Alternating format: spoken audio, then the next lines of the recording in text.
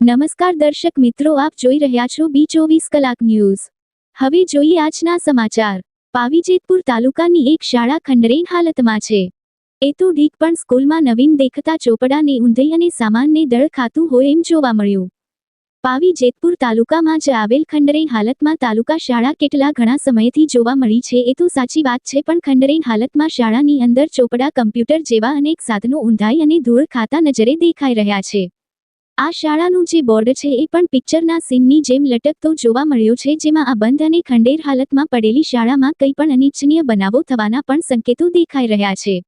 Reporter Altaf મકરાણી, પાવીજેતપુર। અવનવા સમાચાર જોવા માટે અમારી બી24 કલાક ન્યૂઝને સબસ્ક્રાઇબ કરો તેમજ બેલ આઇકન જરૂરથી દબાવજો।